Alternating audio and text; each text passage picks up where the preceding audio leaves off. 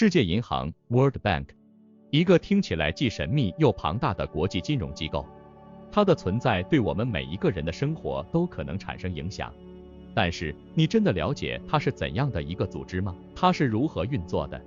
它的决策背后又隐藏着什么样的故事？成立于1944年的世界银行，最初的目的是为了重建第二次世界大战后的欧洲。然而，随着时间的推移，它的职能逐渐扩展到全球范围，涵盖了发展援助、贷款和咨询等多个方面。世界银行的存在不仅仅是为了提供贷款，它还在全球经济政策的制定、环境保护和减少贫困等领域发挥着重要作用。例如，在发展中国家，世界银行的贷款和援助项目有助于基础设施的建设，如道路、医院和学校。这些项目旨在促进经济发展，提高人民的生活水平。但同时，世界银行的政策和决策也常常引发争议。它的贷款条件有时会要求借款国进行结构性调整，如削减公共支出，这可能导致社会不安和贫困问题的加剧。进一步深入分析，世界银行的政策和行动不仅仅是金融问题，它们反映了更深层次的国际政治和经济关系。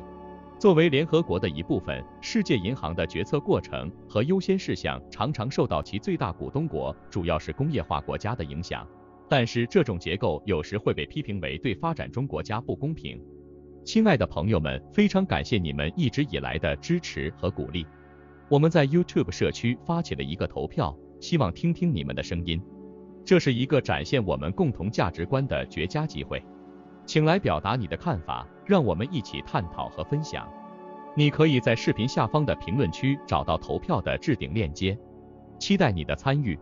在探讨世界银行政策对特定国家的影响时，一个经典的例子是其在1990年代对印度尼西亚的影响。印度尼西亚在1990年代经历了一系列深刻的经济和政治变革。当时，该国正处于经济高速发展的阶段，但同时也伴随着高通胀、财政赤字和外债累积等问题。为了应对这些挑战，印度尼西亚政府寻求国际援助，特别是世界银行的支持。世界银行向印度尼西亚提供了大量的贷款和技术支持，这些资金主要用于基础设施建设、教育和卫生项目。然而，这些贷款并非没有条件。世界银行要求印度尼西亚政府进行一系列结构性调整，包括减少政府开支、私有化国有企业、放宽外资进入等。这些政策在一定程度上推动了印度尼西亚的市场化进程和经济开放，但也带来了一些负面影响。例如，私有化进程中不少国有资产被低价出售给私营企业，引发了公众对资源被外资控制的担忧。同时，政府开支的削减也影响到了公共服务和社会福利的质量，加剧了社会不平等和贫困问题。此外，这些政策还加剧了印度尼西亚内部的政治和经济矛盾。1997年亚洲金融危机期间，印度尼西亚经济遭受重创，导致货币暴跌、经济衰退和社会动荡。尽管世界银行和国际货币基金组织迅速介入提供紧急援助，但这些援助伴随的严格条件要求进一步加剧了当地的经济和社会困境。这个案例清楚地展示了世界银行在全球经济治理中的重要作用，以及其政策对借款国的深远影响。通过这样的例子，我们可以看到，国际金融机构的援助和政策决策不仅仅是经济问题，更是政治和社会问题。他们在帮助国家发展的同时，也可能带来一系列复杂的后果，特别是对于那些经济和政治体系较为脆弱的国家。实施了世界银行政策之后，印度尼西亚的经济面貌经历了显著的转变。在经历了亚洲金融危机的重创后，印度尼西亚政府在世界银行的指导下，采取了一系列紧缩政策和结构调整措施。这些措施虽然短期内加剧了经济的不稳定性和社会的不满情绪，但从长远来看，却为印度尼西亚经济的稳定和增长奠定了基础。经过几年的努力，印度尼西亚经济开始逐渐复苏，政府财政状况改善，通货膨胀得到控制，经济增长率逐年回升。尤其是私有化和市场开放政策吸引了大量外国直接投资，促进了本地企业的竞争力和技术更新。这些变化为印度尼西亚的经济发展注入了新的活力，提升了其在国际市场上的地位。然而，这些转变并非没有代价。世界银行的政策强调市场效率和财政纪律，导致了一些公共服务和社会保障项目的削减，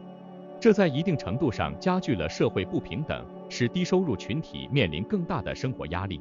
尤其是在教育和卫生领域，政府投资的减少影响了这些基本服务的普及和质量。此外，印度尼西亚的经济结构也发生了变化。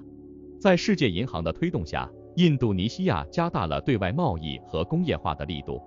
这使得经济更加依赖于国际市场的波动。虽然这为经济增长提供了动力，但也使国家面临更大的外部风险。例如，全球经济不稳定或者原材料价格的波动都可能对印度尼西亚的经济产生重大影响。尽管经历了这些挑战和变革，印度尼西亚在世界银行的帮助下取得了一定的成就，国家经济逐渐走向稳定和成熟，政府治理能力和透明度也有所提升。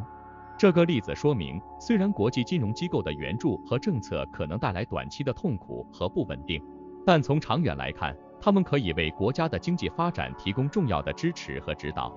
通过印度尼西亚的案例，我们可以看到世界银行政策在推动经济转型和结构调整方面的重要作用。它不仅仅是贷款和资金的提供者，更是政策咨询和技术支持的重要来源。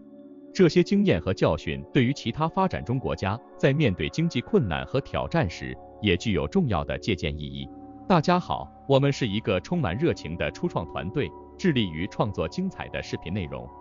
我们真诚地希望能得到您的支持和鼓励。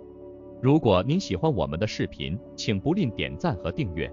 这样可以帮助我们的内容更好地适应 YouTube 的推荐算法，让更多人看到我们的作品。同时，我们非常欢迎您在评论区留下您的宝贵意见和建议，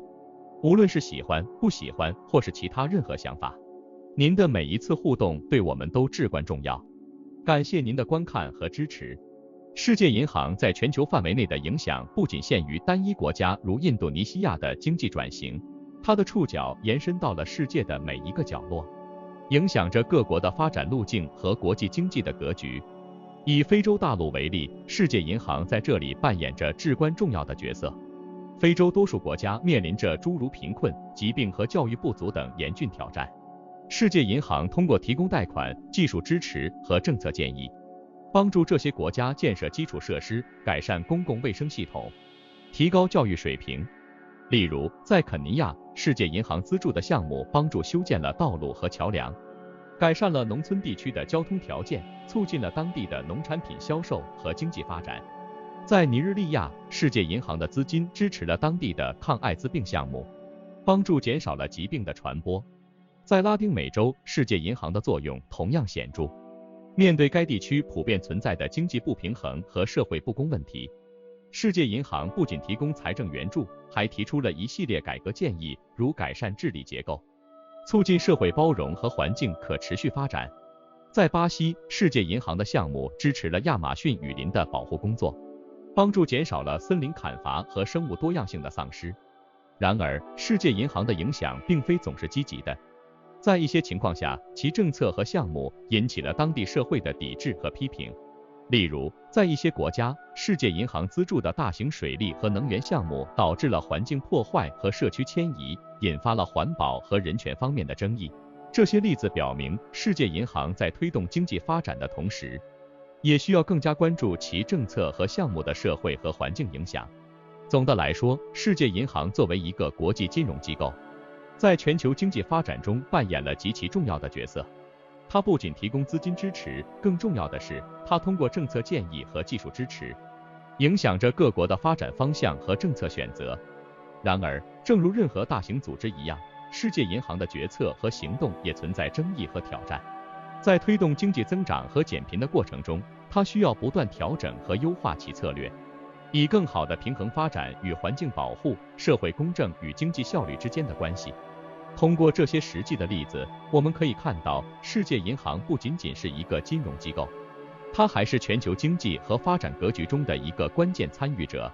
它的政策和项目在改善许多国家的基础设施、公共服务和生活水平方面发挥了重要作用，但同时也带来了一些挑战和争议。未来，世界银行如何在促进经济发展与保护环境、